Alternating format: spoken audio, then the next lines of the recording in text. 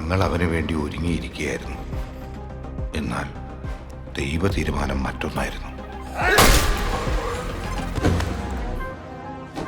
ഞങ്ങൾ അവനെ പരമാവധി സഹിച്ചു, ക്ഷമിച്ചു, താങ്ങാവുന്നതിലും അപ്പുറം. നിങ്ങൾക്ക് മാത്രമല്ല, ഈ ഭൂമിയിലുള്ള ഒരാൾക്കും അവനെ പോലത്തെ ഒരുത്തിനെ താങ്ങാനാവില്ല. പേരൻസിൻ്റെ ജീവിതം മക്കൾക്ക് വേണ്ടി മാത്രമുള്ളതല്ലല്ലോ. അവൻ്റെ ഓർമ്മ തിരിച്ചു വരാതിരിക്കാൻ എന്താ ഒരു വഴി? അയ്യോ, രൂപേഷ് ഡോക്ടറാ? സ്പീക്കറിലിട്. ഹലോ ഡോക്ടറെ. ഇന്ന് നേരത്തെ പോയോ? എവിടെ? എന്താ ഡോക്ടറെ?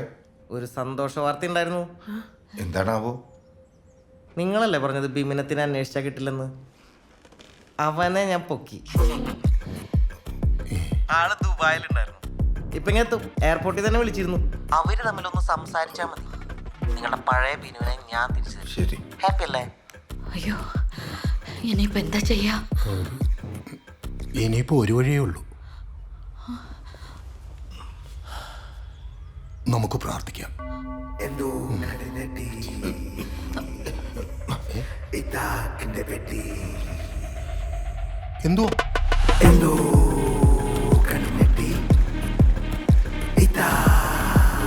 ഈ മരുന്ന് കണ്ടുപിടിച്ച് കഴിഞ്ഞാൽ പിന്നെ ഞാൻ വേറെ ലെവലാണ്.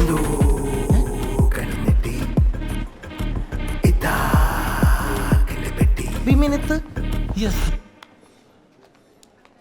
എൻ്റെ പേരും അവൻ എന്നെ മാത്രം ഓർമ്മ ഉള്ളെന്ന് പറഞ്ഞപ്പോൾ ഞാൻ കരഞ്ഞു ഡോക്ടർ.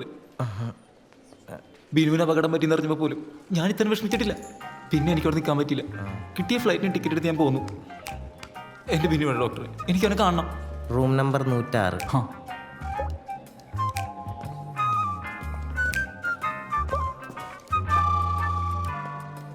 ഡോക്ടറെ, ഈ ഫ്ലൈറ്റിൻ്റെ പൈസ കിട്ടിയായിരിക്കും അല്ലേ? അല്ല, ഡോക്ടറിന് രാവിലെ വിളിച്ച് പെട്ടെന്ന് വരാൻ പറഞ്ഞ കാരണം ഞാൻ ബിസിനസ് ക്ലാസ് ടിക്കറ്റ് എടുത്ത് തന്നിട്ടുള്ളേ. അത് മോശമല്ലേ? കുറച്ച് മോശമാണ്. വേണ്ട, ഡോക്ടർ ചോദിക്കണ്ട, ഞാൻ ചോദിച്ചോളാം.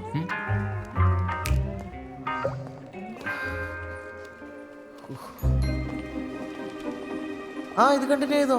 ആ ഡോക്ടറെ, ആ. ആ ബിമിനത്ത് എന്ന് പറഞ്ഞ ആളെത്തിയോ? അവൻ ആ ബിനോൺ റൂമിലേക്ക് പോയിട്ടുണ്ട്. അതെ, വേറൊരു സന്തോഷ വാർത്തയുണ്ട്, പറയാം. ക്യാബിനിലേക്ക് വാ.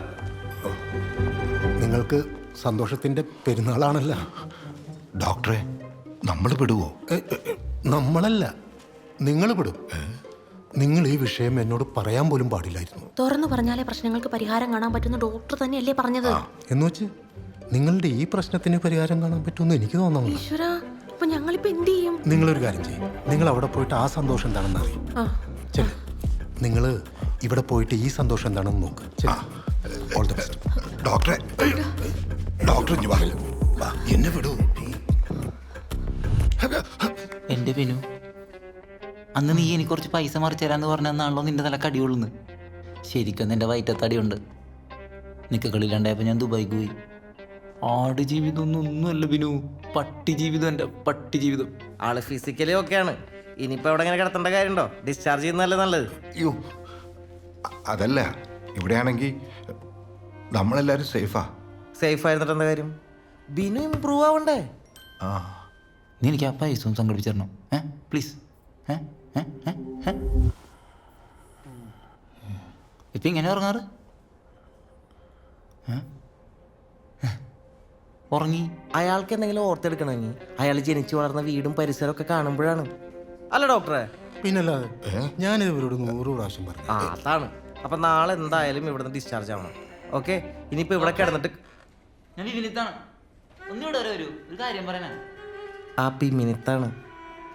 അവൻ ആ ഫ്ലൈറ്റ് ടിക്കറ്റിന്റെ കാശൊന്ന് കൊടുക്കണമായിരുന്നു. 1.5 ലക്ഷം രൂപ. 1.5 ലക്ഷം രൂപയാ? എൻ്റെ കയ്യിലൊന്നുമില്ല. അപ്പോൾ നമ്മള് ഡോക്ടറെ, പുള്ളിക്ക് എന്നെ അങ്ങോട്ട് കിട്ടണല്ലോ. അതാണ് ഇവിടെ പ്രശ്നം, കിട്ടണില്ല. ആണോ? നിങ്ങൾ സംസാരിച്ചിരിക്കുന്ന എനിക്കൊരു കേസ് ഉണ്ട്. ഡോക്ടർ, ഫോട്ടോ കാണണമല്ലോ. കിട്ടി കിട്ടി. ഈ ഒരൊറ്റ ഫോട്ടോ കാണിച്ചു കൊടുത്താൽ മതി. ബിനുവിന് കംപ്ലീറ്റ് കാര്യങ്ങളും കൃത്യമായിട്ട് ഓർമ്മ വരും. എന്തെങ്കിലും കൊടുത്ത് ഒഴിവാക്കാം. മോനെ, എവിടെ? ഈ ഫോട്ടോ എനിക്ക് അയച്ചു തരണേ, ഞാൻ ബിനുവിന് അയച്ചു കൊടുത്തോളാം. പിന്നെ മോൻ്റെ എയർ ടിക്കറ്റ് ഇല്ലേ, അതിൻ്റെ കാശ് ഞാൻ തരാം. തരൂ. ഓ പിന്നെ ജിപേ ചെയ്ത് തരാം. ഓ സത്യം പറയാലോ, ബിനു മാത്രമല്ല നിങ്ങളുടെ കുടുംബം മുഴുവൻ എക്സ്ട്രാ ഡീസൻ്റാണ്. ആ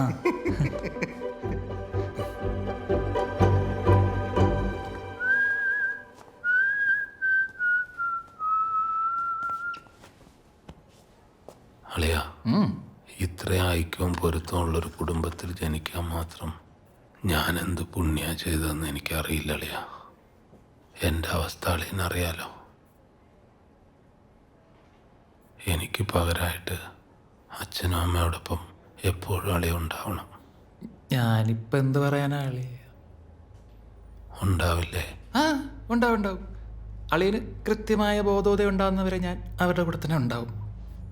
ഇവിടുന്ന് ഡിസ്ചാർജ് വാങ്ങി എന്നാ വീട്ടിൽ പോകുന്നത്? എനിക്ക് വീട്ടിൽ ചെന്നാൽ കുറച്ചുകൂടി നന്നായിട്ട് ചെയ്യാൻ പറ്റും. എന്ത്? ഈ ജീവിച്ച പരിസരമൊക്കെ കാണുമ്പോൾ ഓർമ്മ വീണ്ടെടുക്കാൻ കൂടുതൽ സഹായിക്കുന്നല്ലേ ഡോക്ടർ പറഞ്ഞത്? അങ്ങനെ പറഞ്ഞോ? അല്ല, ഡിസ്ചാർജ് അല്ലേ? അത് ഞാൻ പറഞ്ഞോളാം. നമുക്കത് ശരിയാക്കാം. അളിയ, എന്തോ? ഇത് മാറ്റി വെച്ചായിരുന്നു കാറിരുന്ന പൊസിഷൻ.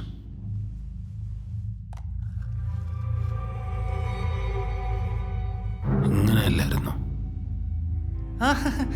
അതങ്ങനെ ആയിരുന്നല്ലോ. അളിയ, അളിയ മെനിങ്ങാന്ന് ഈ ഷർട്ടല്ലേ ഇട്ടെ? ആഹാ, ഞാനതേ ഒരു ഡ്രസ്സ് 2 തവണ ഇടാറുണ്ട്. ഒന്നിടവിട്ട് അലക്കാറുള്ളൂ. അതാ. ഓരോരുത്തരും ധരിക്കുന്ന ഡ്രസ്സിന്റെ കളർ അപ്പം ഞാൻ ഇതിലെഴുതി വെക്കും, ഓർത്തെടുക്കാലോ. I'm really proud of you അളിയ. ഞാൻ ഈ സന്തോഷ വാർത്ത ബാക്കിയുള്ളവരെ കൂടെ അറിയിച്ചിട്ട് വരാം. ഞാൻ മാത്രം അറിഞ്ഞാൽ പോരല്ലോ.